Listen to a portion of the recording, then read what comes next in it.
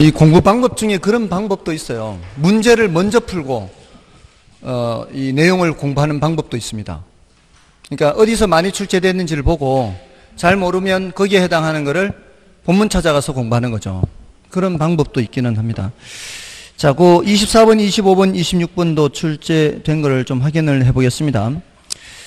자, 그 중에서 24번을 좀 보겠습니다. 일단 자, 24번은 수요 가격 탈선에 대해서 틀린 거죠. 미세한 가격 변화에 수요량이 무한히 크게 변하는 경우, 이거 뭐겠어요? 완전 탄력적 맞죠? 무한대가 되는 거니까 완전 탄력적이고요. 다음에 대체재 존재 여부는 수요의 가격 탄력성을 결정하는 중요한 요인 중 하나죠. 대체재가 많을수록 탄력성이 커지잖아요. 그렇게 보면 되고요. 일반적으로 부동산 수요에 대한 관찰 기간이 길어질수록, 고려하는 기간이 길수록 가격 탄력성은 커지죠. 단기에서 장기로 갈수록 탄력성은 커지잖아요. 이건 다 나왔던 내용들이죠. 일반적으로 재화 용도가 다양할수록 탄력성은 커지고, 또 수요 가격 탄력성이 비탄력적이라는 것은 수량 변화가 적다는 얘기잖아요. 가격 변화율에 비해 수요량 변화율이 작다는 것을 의미한다. 개념만 알면 되는 거죠. 예, 그러니까 24번은 3번이 정답인가요? 그죠? 이건 다 이제 가격 탄력성 크기 결정 요인이죠. 그래서 뭐 25번도 마찬가지 해당 그런 내용이니까 여러분이 좀 봐주시고요. 다음에 그 26번을 좀 볼까요? 주택의 수요와 공급이 모두 증가하게 되면 균형 거래량은 증가한다. 수요와 공급이 모두 증가하는 건 아까 1, 2, 3, 4, 5, 6, 7, 8에 뭐예요? 5번이죠. 5번. 수요와 공급이 모두 증가하면 했잖아요. 수요도 증가, 공급도 증가. 5번 맞나요? 거래량은 당연히 증가. 가격은 어떻게 될지 알 수 없다.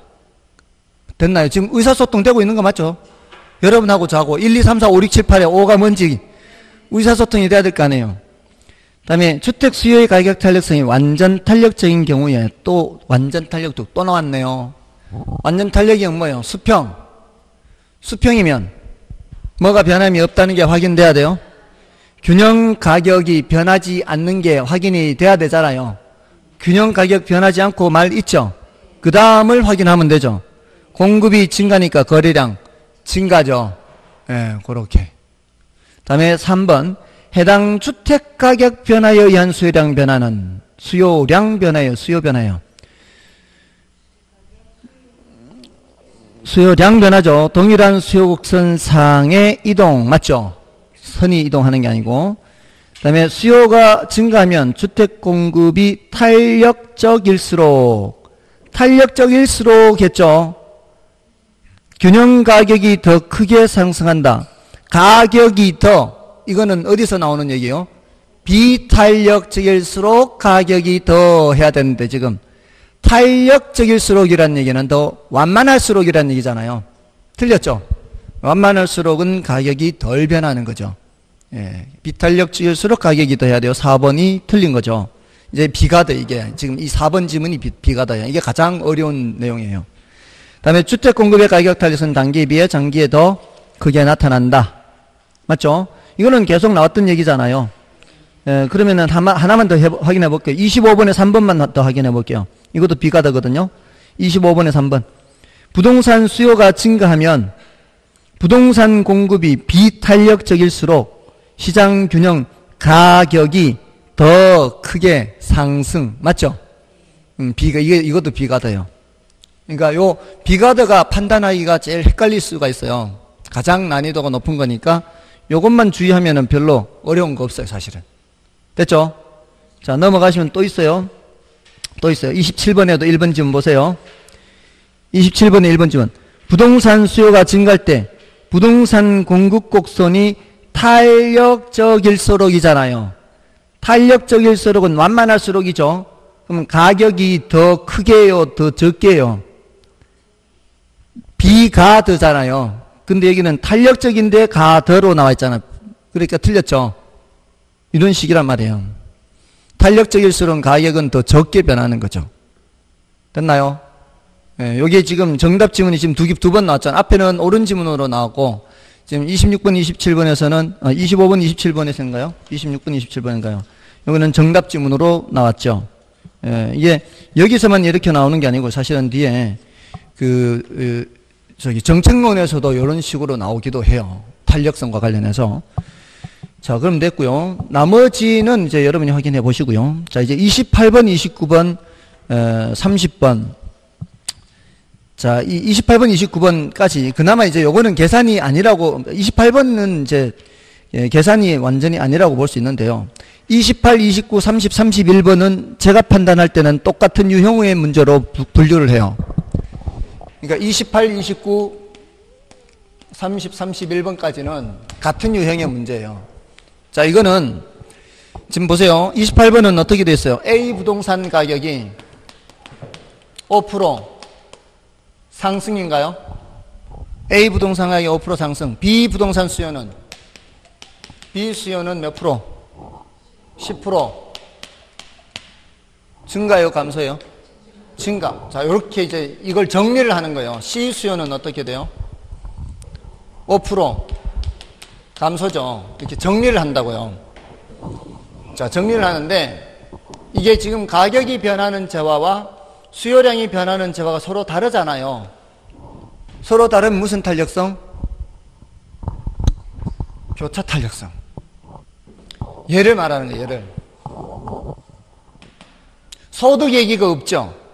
소득 얘기가 있어야 무슨 탄력성? 소득 탄력성. 아시겠죠? 여기 지금 A 재화 수요량이 있다면은 이거는 이렇게 짝 지으면 뭐예요? 가격 탄력성. 같은 재화는 무슨 탄력성? 같은 재화는 가격 탄력성. 서로 다른 재화는 교차 탄력성. 소득이 나오면 소득 탄력성. 지금 소득 얘기가 없잖아요. 소득 탄력성 아니고 서로 다른 재화죠. 서로 다른 재화는 무슨 탄력성? 교차 탄력성이란 말이에요. 자, 근데 자, 가격이 변하는 재화와 수요량이 변하는 재화가 방향이 어때요? 같죠? 뭐예요, 이건? 대가비, 비례, 같은 방향. 대체제. 반대 방향이죠. 이건 뭐예요? 보완제. 됐나요? 그래서 같은 방향인지 반대 방향인지만 보고 지금 재화의 성격을 묻는 거예요. A와 B, A와 C 간의 관계는 묻고 있잖아요. 이거는 계산이 아니고 방향만 보란 얘기예요. 방향만. 맞나요? 자, 근데 29번은 어떻게 돼 있어요? 29번은 A, B, C 이렇게 하면 우리는 더 쉬운데 29번은 소형 아파트 임대료가 10% 상승. 소형 아파트 임대료 이렇게 쓰란 말이에요. 이렇게 줄여서. 소형 아파트 임대료가 몇 프로 올라갔어요? 10% 올라갔나요? 맞나요? 그러니까 소형 아파트 임대 수요량이 자, 이게 같단 말이에요. 이게 같아요. 소형 아파트 임대 수요량이 몇 프로? 5% 감소. 이 같죠 지금 이게 여기가 같잖아요. 같으면 무슨 탄력성? 같으면 무슨 탄력성? 가격 탄력성. 같으면은 같은 재화는 가격 탄력성. 그 다음에 오피스텔 수요가 몇 프로? 7% 올라갔잖아요. 맞나요? 자, 그래서 질문하는 건 뭐예요? 소형 아파트 수요의 가격 탄력성. 가격 탄력성은 같은 걸로 짝짓기 해야 된다고요. 같은 걸로. 얘는 10% 플러스, 얘는 5% 마이너스. 근데 가격 탄력성은 뭐를 씌워요? 절대값을 씌우니까. 이게 분모죠. 가격이 10%고 수요량이 마이너스 5%고 절대값을 씌우니까 0.5죠.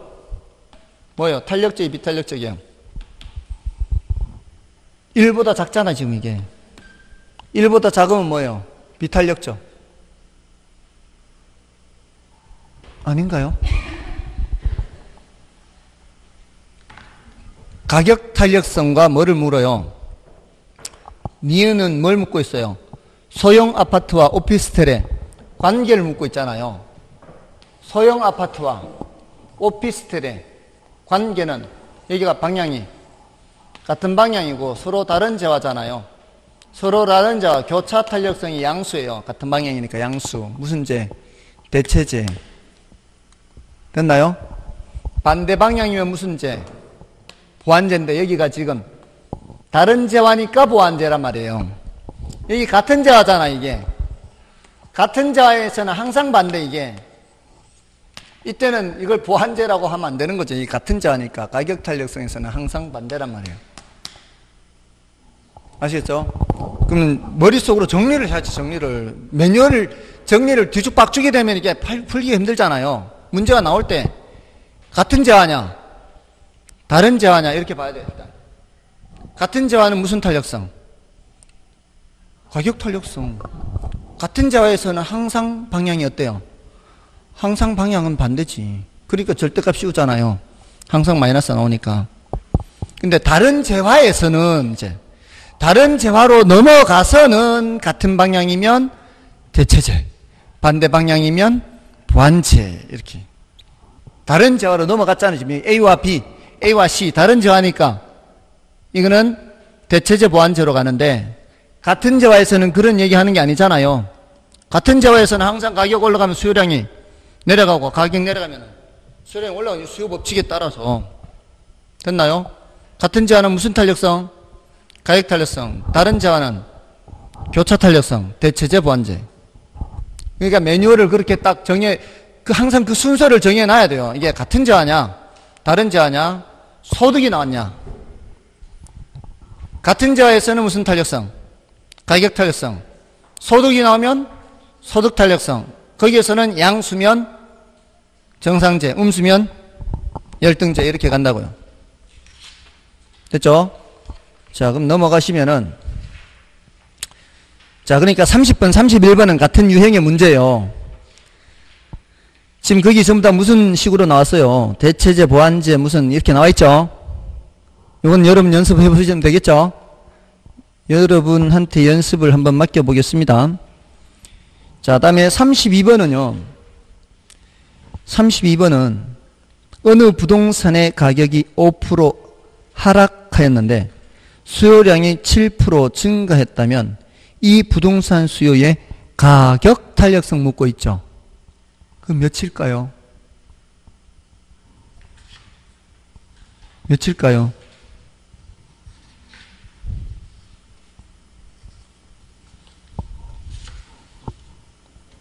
예?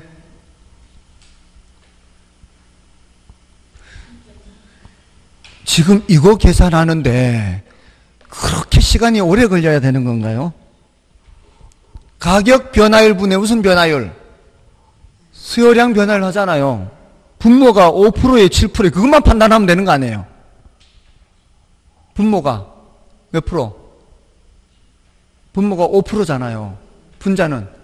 그럼 5분의 7이 그러면 1보다는 일단 커야 될 거 아니에요. 그럼 찍어도 3, 4, 5가 나오겠네. 됐나요? 1.4, 1.4. 이런 5분의 7이 암산으로 안 되는 수준이다 이거죠. 죄송합니다. 제 생각만 해서.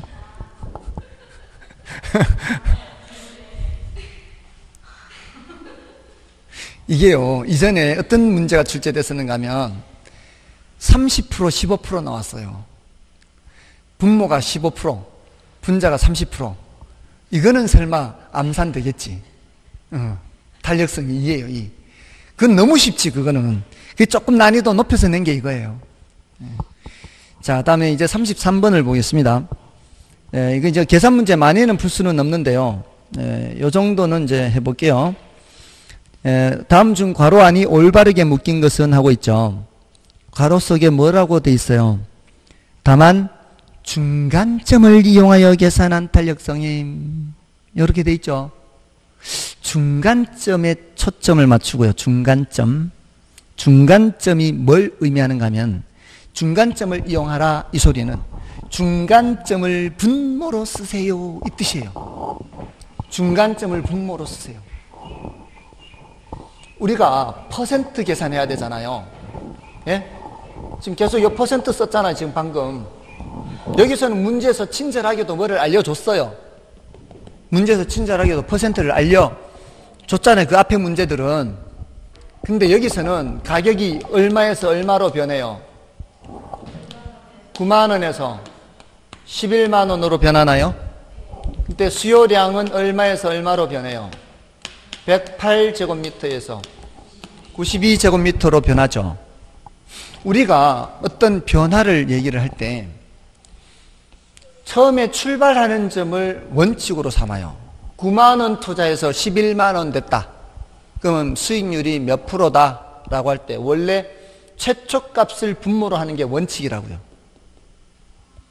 그 다음에 변화된 크기가 얼마 늘었어요? 2만 원 늘었죠. 그럼 9분의 2 하면 이제 계산기 두드리면 이제 퍼센트가 나온단 말이에요. 근데 이렇게 하는 거는 최초값 기준이죠. 특별한 언급이 없을 때는 뭘 기준으로 해요? 최초값 기준으로 해요. 그 소리는 뭐예요? 최초값을 뭐로 하라? 최초값을 분모로 하라 이 뜻이에요. 원래 그렇게 하잖아요. 우리 9만 원 투자해서 11만 원 됐으면 원금 9만 원에 2만 원 수익 이렇게 해서 퍼센트 계산하잖아요. 근데 최후값, 최종값을 기준으로 하면 어떻게 돼요? 여기서 이쪽으로 갈 때는 11분의 마이너스 이렇게 되잖아요. 그러면 어차피 절대값을 씌우니까 마이너스는 생각하지 마시고요. 9분의 2와 11분의 2는 값이 같은 값이 아니죠. 여기서 이쪽으로 갈 때와 저쪽으로 갈 때가 다르잖아요. 불편하다고요. 값이 다른 값이 되니까. 그래서 중간값이라는 것을 얘기하는 거예요. 사람들이. 중간값을 얘기하면은 장점이 중간값 몇이에요 여기에? 10이죠. 특별한 게 아니라 중간값을 기준으로 하면 여기는 10이고 여기는 100이죠. 그럼 중간값을 기준으로 하면 이쪽이든 이쪽이든 거리가 어때요? 이쪽이든 저쪽이든 거리가 똑같잖아요. 그래서 중간값이라는 게 나온 거예요. 그러면 중간값을 분모로 하면은 자 보세요. 이걸 분모로 하면은 이쪽이든 저쪽이든 얼마 떨어져 있다는 얘기예요. 1만큼 떨어져 있으니까 그냥 10분의 1 하면 되는 거예요. 여기 중간값을 100으로 하면 이쪽이든 저쪽이든 얼마 떨어져 있어요? 8만큼 떨어져 있잖아요. 그럼 10분의 1 몇 프로? 0.1이니까 10%. 100분의 8은 몇 프로? 8% 이렇게 계산하면 되는 거예요. 퍼센트를 계산할 때. 이게 특별한 방법이 아니라 우리는 퍼센트 계산하는 원리가 뭐예요? 항상 분모의 원래 값을 놓고 변화된 크기를 쓰잖아요. 근데 그 분모로 쓰는 거를 다만 중간값으로 하세요. 그 뜻이다 이 말이에요. 그 원리만 알면 된단 말이에요. 어떻게 출제가 되든 다 이렇게 풀면 되는데 아무런 언급이 없으면은 원칙적으로 뭘 기준으로 하고 최초값을 분모로 하는 걸 원칙으로 하고 이렇게 중간의 값을 기준으로 하라 그러면은 중간값을 분모로 쓰면 되는 거고 중간값을 찾아가서 분모 쓰고 변화된 크기 쓰면 되는 거지. 뭐 어려운 거 아니에요. 원리만 알면 된단 말이에요. 그럼 이게 분모, 이게 분자잖아요. 가격 변하는 게 분모. 이게 분자. 그럼 10분의 8이니까 뭐예요? 0.8이고 비탄력적 되는 거죠. 됐나요? 됐습니까? 자, 34번은 제가 풀어드릴 테니까요. 35번은 여러분이 풀어보세요. 34번과 같은 게 두 개가 결합된 문제가 35번이에요. 근데 36번과 37번은 난이도가 높아요. 혼자 해설보고 안 되면, 제가 납득시킬 방법이 없어요. 물론 납득시킬 수도 있는데 시간 낭비일 가능성이 많으니까 36번, 37번은 난이도가 높습니다. 그러니까 35번까지는 할만해요. 제가 34번을 하나 말씀을 드릴 테니까 35번은 34번 같은 게 두 개가 결합되어 있는 거예요. 34번 같은 것이 자 34번이 문제가 뭐예요? 어느 지역의 오피스텔 가격이 몇 프로 인상됐어요? 4% 인상됐죠. 4% 올랐어요. 자, 그랬더니 오피스텔 수요의 가격 탄력성이 2라면 오피스텔 수요의 가격 탄력성이 몇이다? 2예요. 여기는 탄력성을 알려줬죠. 맞나요? 그랬을 때 뭘 묻고 있어요? 수요량 변화를 묻고 있죠. 이걸 묻고 있어요. 자, 보세요.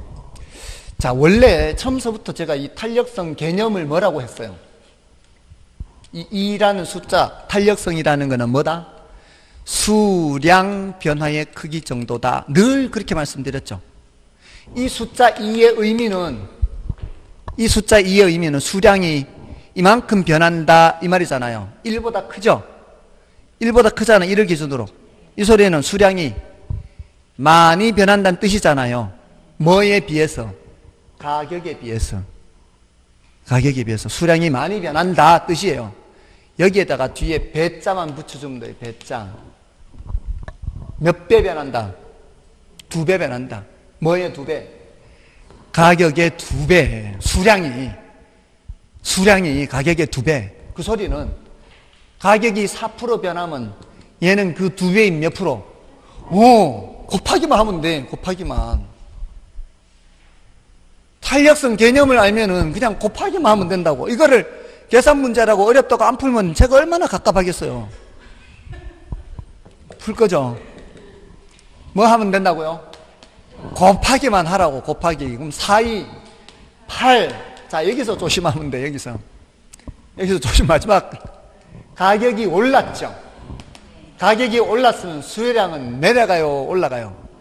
가격이 올랐으면 수요량이 요것만 끝에 조심하면 돼. 자, 그럼 결국은 뭐예요? 곱하기 한번 하고 그 다음에 방향만 조심하고.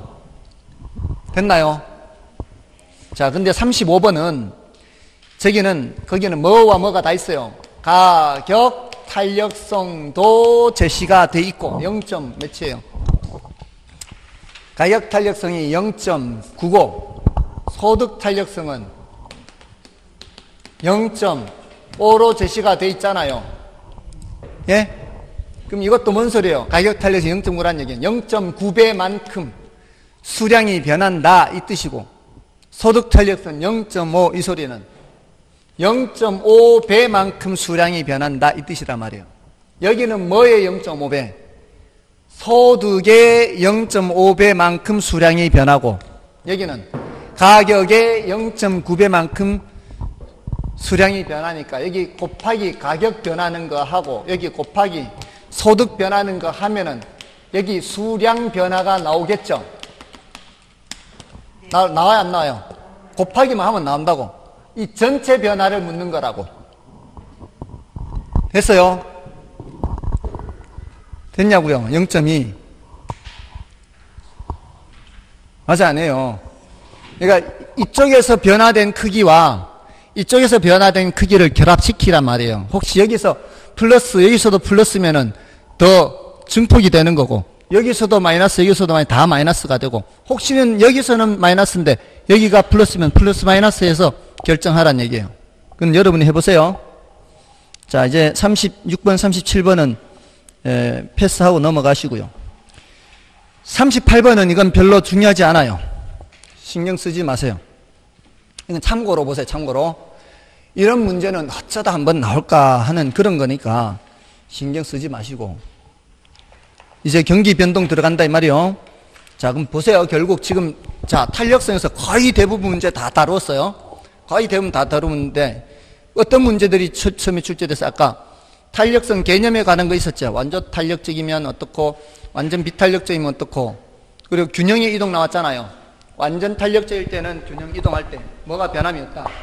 균형 가격에 변함이 없다. 완전 비탄력적이면 균형 수량이, 거래량이 변함이 없다. 이런 거 나왔고, 탄력적일 때는 가격을 낮춰야 판매 수입이 증가하고, 비탄력적일 때는 가격을 놀려야 판매 수입이 증가하고, 이게 응용에 대한 거 나왔잖아요. 그죠? 그리고 탄력성 크기 결정 요인 나왔죠. 단기에서 장기로 갈수록 탄력성이 크고, 대체재가 많이 있을수록 탄력성이 크고, 용도 전환이 용이할수록 탄력성이 크고, 계속 그런 거 나왔잖아요. 그 다음에 가장 어려운 게 뭐라 그랬어요? 비가더라 그랬죠. 비가더. 비탄력적일수록 가격이 더 변한다고요. 그럼 결국은 우리는 문제 맞출 수 있으면 되는 거잖아요. 그럼 그런 형태의 주제들이 자꾸 나오면 그런 형태의 주제들에 대해서 준비만 해놓으면 되는 거지. 그 다음에 이제 계산 문제로 넘어와서는 탄력성을 계산하는 문제.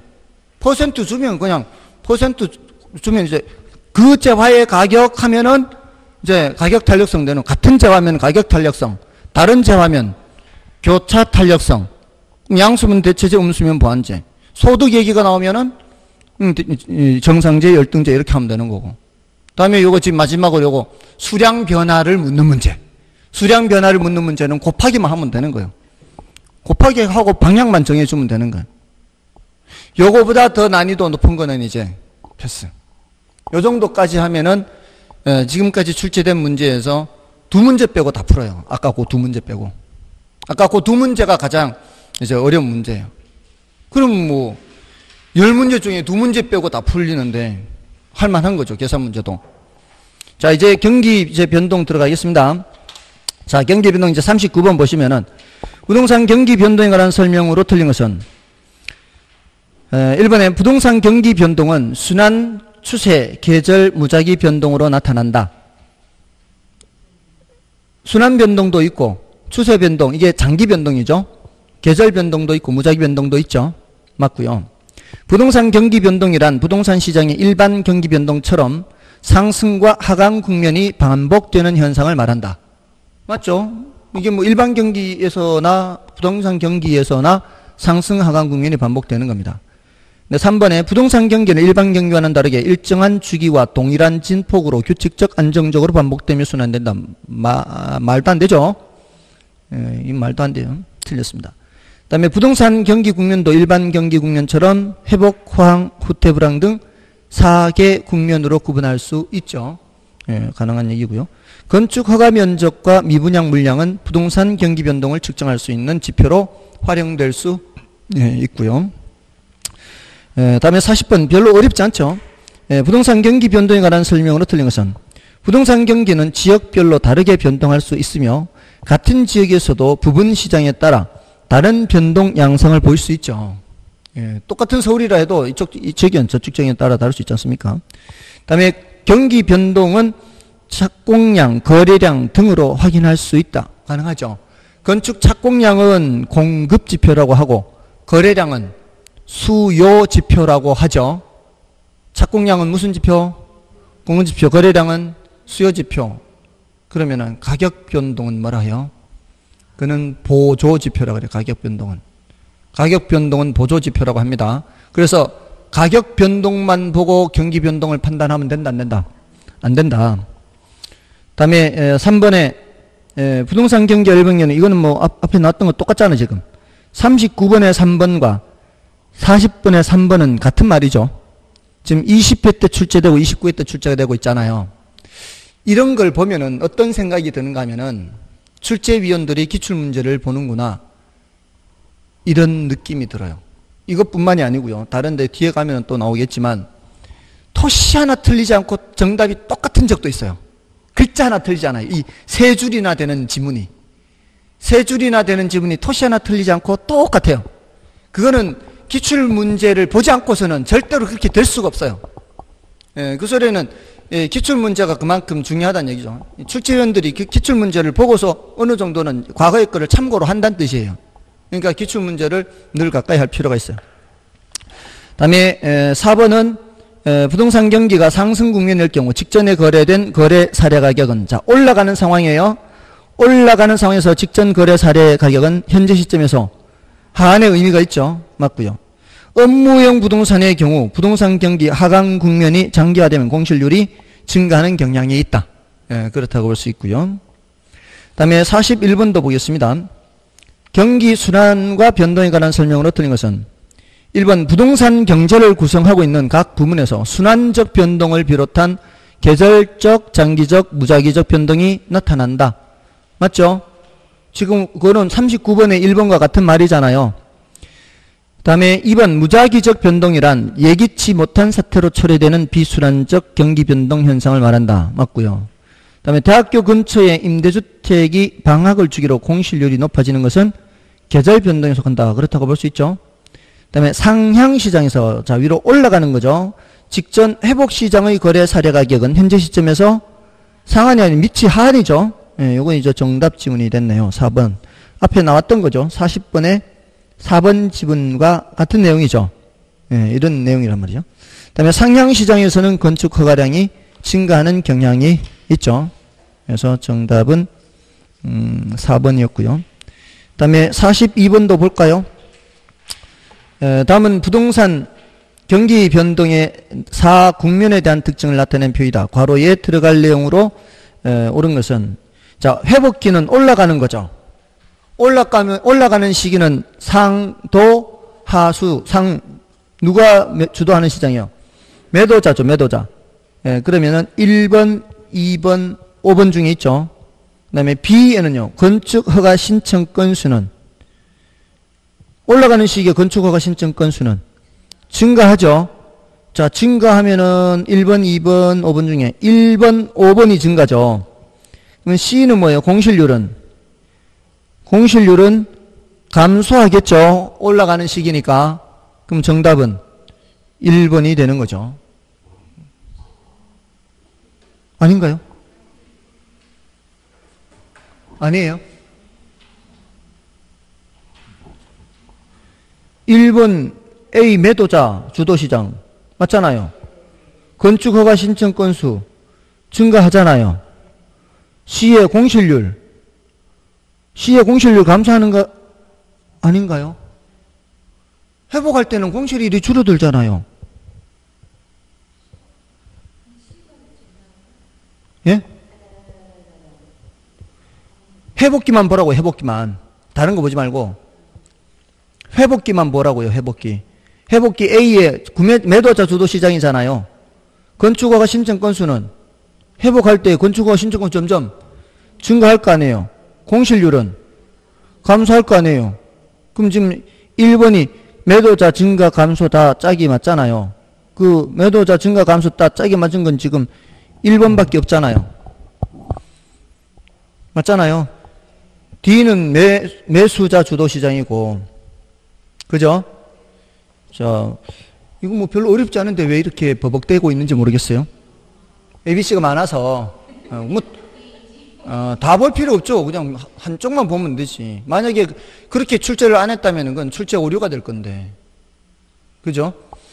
다음에 43번은 부동산 경기 변동에 관한 설명으로 틀린 것은, 1번의 부동산 시장은 일반 경기 변동과 같은 회상, 후하 네 가지 국면 외에 안정시장이라는 거 따로 있다 그랬죠? 예, 맞고요. 부동산 경기 변동 국면은 공실률, 건축 허가 건수, 거래량 등으로 확인할 수 있다. 가능하고요. 일반 경기 변동에 비해 정점과 저점 간의 진폭이 작나요? 크나요? 진폭이 크죠? 그래서 틀렸고요. 다음에 순환 변동, 계절 변동, 무작위 변동 등의 모습이 보이고요. 상향 국면에서 자 위로 올라가는 상황에서는 직전 회복 국면의 거래 사례가 의한 새로운 거래 가격에 한선이 된 경향이 있고 못됐고요. 그럼 44번도 마찬가지겠네요. 43번 확인해 볼까요? 틀린 것. 1번에 부동산 경기 변동이란 부동산 시장이 일반 경기 변동처럼 상승과 하강 국면이 반복되는 현상을 말한다. 맞잖아요. 상승, 하강 반복되는 거. 그 다음에 상향 시장에서 직전 국면의 거래 사례 또 나왔네. 그러면 올라가는 거니까 새로운 거래 가격에 상한이 아니라 하한이죠. 2번 또 정답이네요. 그죠? 2번 정답이죠. 그 다음에 회복은 뭐예요? 올라가는 거죠. 올라가는 거니까 직전 국면 저점의 거래 사례는 현재 시점에서 새로운 거래 가격에 하한. 예, 올라가니까 하한의 의미가 있죠. 그 다음에 후퇴 시장은 내려가는 거잖아요. 내려가는 건 직전 국면 정점의 거래 사례는 현재 시점에서 새로운 거래 가격의 상한이고요. 또 하향도 내려가는 거잖아요. 내려가는 거니까 과거 국면 사례가 거래 사례가는 상한의 의미가 있죠. 됐습니다. 그 45번과 44번의 차이는 45번의 경우에는 정점을 찍고 후퇴하는 시기나 저점을 찍고 회복하는 시기에 기준 가격이라는 말을 쓸 수도 있거든요. 뭔 뜻인지 아시겠어요? 그러니까 정점을 찍고 후퇴하는 시기나 아니면은 저점을 찍고 회복하는 시기에는 기준 가격이라는 말을 써도 괜찮아요. 기준 가격이라는 말을 안 써도 괜찮고 지금 44번처럼 45번처럼 써도 괜찮고요. 45번은 여러분이 확인하시면 되겠죠? 됐나요? 자, 넘어가시면 46번을 보겠습니다. 부동산 경기 변동과 관련된 설명으로 틀린 것은 1번 부동산 경기는 도시별로 다르게 변동할 수 있고 같은 도시라도 도시 안의 지역에 따라 다른 변동 양상을 보일 수 있다. 이거 앞에 나왔던 거 아닌가요? 앞에서 했었죠. 지금 이게 이런 표현들이 나온다는 거는 그 40번의 1번 지문에 있어요. 40번의 1번. 40번의 1번 지문이 작년 지문이에요. 근데 46번의 1번 지문은 오래됐죠. 21회. 40번의 1번이나 46번의 1번이 어떻습니까? 거의 내용이 같은 거잖아요. 사실 이건 같은 내용이라고 봐야 되죠. 표현이 약간의 차이는 있지만 내용이 같은 내용이잖아요. 같은 내용을 묻고 있는 거예요, 사실은. 다음에 이번에 총부채 상환 비율 오늘 했죠? DTI. 오늘 했잖아요, DTI. 요거는 뭐를 규제하는 거예요? 그 사람의 연소득에서 원리금 상환하는 한도를 정하는 거잖아요. 그렇게 기억하시면 돼요. 연소득이 6천만 원인데 이 6천만 원 중에서 40%만큼을 원리금 상환하는 데 쓰도록 한도를 정하겠다 했잖아요. 그 DTI 규제요. 그렇게 규제를 완화한다는 건 뭐예요? 완화. 이걸 더 올려주는 거죠. 50%, 60%로 올려주는 거예요. 자, 그렇게 완화하니까 주택거래가 증가했어요. 이런 것들은 경기 변동 요인 중 불규칙 변동 요인에 속하죠. 정부 정책 변화 같은 이런 것들은 불규칙 변동이에요. 그 다음에 부동산 경기는 각 주기별 순환 국면 기간이 일정치 않은 경향을 보이죠. 당연한 얘기고. 봄, 가을에 반복적인 주택거래 건수 증가는 추세 변동. 이건 말도 안 되죠. 봄, 가을 나오면 무슨 변동이에요? 계절 변동에 해당하는 거죠. 그러니까 이런 거를 추진하는데 합격 못하면 이건 문제가 있는 거죠. 그러니까 어려운 쪽은 틀리더라도 이런 걸 맞춰야죠. 이런 게 최소 20문제 나온다고요. 이게 그러니까 중간중간에 어려운 거를 패스하고 이런 게 뒤에 40번에 있을 수 있잖아요. 뒤에 40번에 있을 수 있기 때문에 어려운 데서 시간을 낭비하면 안 돼요. 일단 끝까지 읽어는 봐야 된단 말이에요. 그러면은 반 정도는 어느 정도만 수업 들은 분들은 다 반 정도는 깔고 가는 거예요. 다음에 5번에 일반적으로 건축 착공량과 부동산 거래량 등이 부동산 경기 측정 지표. 아까 이거 나왔잖아요. 착공량은 공급 지표, 거래량은 수요 지표, 가격 변동은 보조 지표 해서 나왔던 거 아니에요. 이거 자체로도 공부가 되죠. 계속 반복되니까. 다음에 47번부터 50번까지는 이게 52번까지가 전부 다예요. 47번부터 52번까지가 전부 다 거미집 모형이에요. 거미집 모형이 너무 출제가 많이 돼서 47번부터 52번까지가 7, 8, 9, 11, 6문제가. 근데 51번, 52번은 난이도가 너무 높아요. 패스. 해설 보고 되시는 분들만 하세요. 47에서부터 50까지 7, 8, 9, 10 이것만 그래도 우리가 어렵지 않게 풀 수가 있어요. 51번, 52번은 패스예요. 그러면 이제 뭐예요 이게? 거미집 모형에서 지금 이 47에서 52번까지 질문하고 있는 게 전부 다 수렴형이 뭐냐? 발산형이 뭐냐? 이거 따지는 거예요. 수렴형이다, 발산형 이거 따지는 거예요. 근데 수렴형이면 수탄이 공탄보다 더 커야 되죠. 그래서 수탄수 하잖아요. 수탄수. 발산형은 공탄이 더 큰 거죠. 공탄이 더 크면 발산형. 수탄보다 공탄이 더 크면 발산형이에요. 자, 근데 이렇게 탄력성으로 기억하면은 이제 우리는 더 쉬운데, 문제에서 기울기로 줄 때, 그때는 뭐로 바꾸라 그랬어요? 기울기 절대값으로 바꾸라 그랬어요. 수요 곡선의 기울기 절대값, 공급 곡선의 기울기 절대값으로 바꾸어서 그때는 부동호 방향을 반대로 돌려서 판단을 해야 돼요. 아시겠죠? 자, 이때도 어떻게 해요? 우리는 공탄발로 외우고 있는데 수요 곡선의 기울기로 문제에서 주면 수요 곡선의 기울기 절대값으로 바꾸고 공급 곡선의 기울기 절대값으로 바꿔서 부동호 방향을 반대로 돌려야 발산형이 된다 이 말이에요. 자, 몇 번 연습해 보면 돼요. 자, 47번부터 볼게요.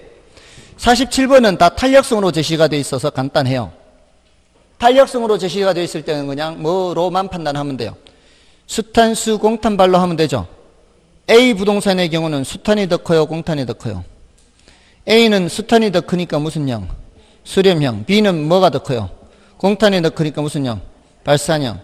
자, 근데 48번은 뭐라고 돼 있어요? A에서는 탄력성으로 묻고 있고 B에서는 기울기 절대값으로 묻고 있죠.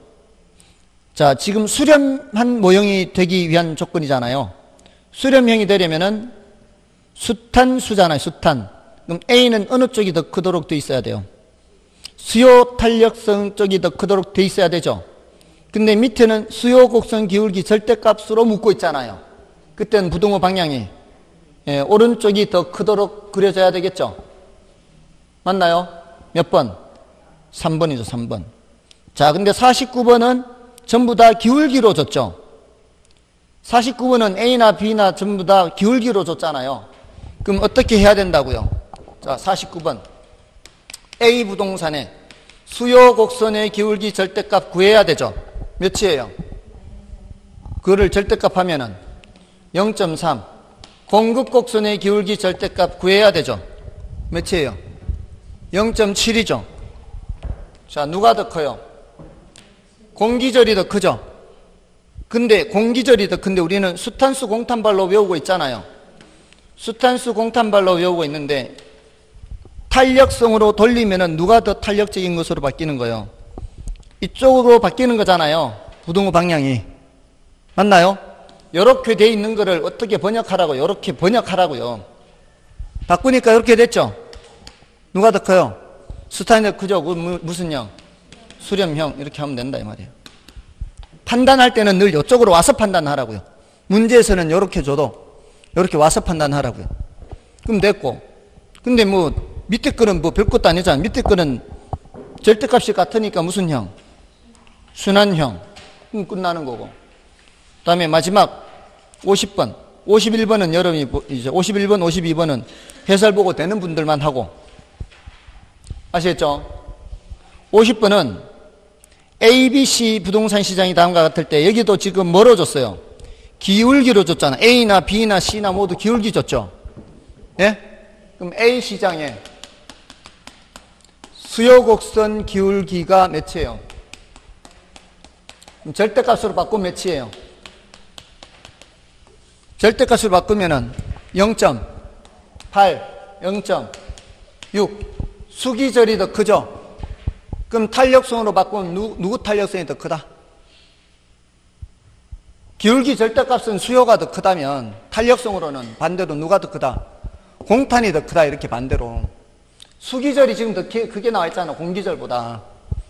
수기절이 더 크다. 우리는 판단할 때는 항상 어디로 돌려서 판단한다? 탄력성으로 돌아가서 판단한다고요. 수요 곡선의 기울기 절대값이 공급 곡선의 기울기 절대값보다 크잖아요.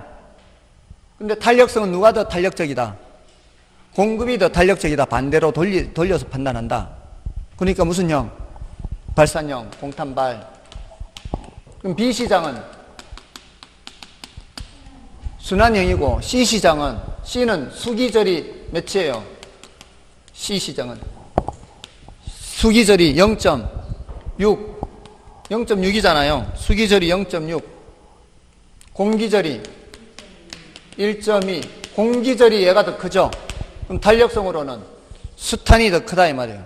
수탄수 수렴형 됐나요?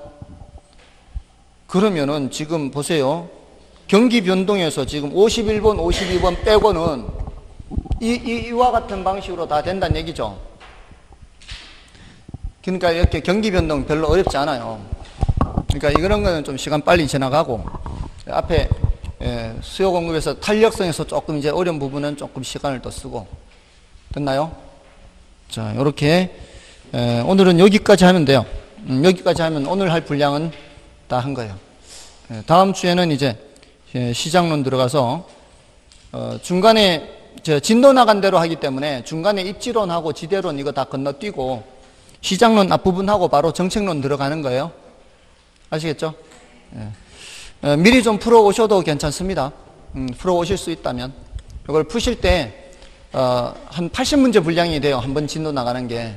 80문제 분량 되는데 이걸 다 풀기가 어려우면 홀수번 먼저 풀고 시간에 여유가 있으면 짝수번도 더 풀고 나는 정 시간이 없으면 3배수로 풀든가 아니면 더 시간이 없으면 4배수로 풀든가 그렇게 해서 뭐 그렇게 해서 더 시간이 있으면 다시 앞으로 돌아와서 풀면 되니까 그렇게 해서 미리 좀 풀어보시면은 더 낫겠죠.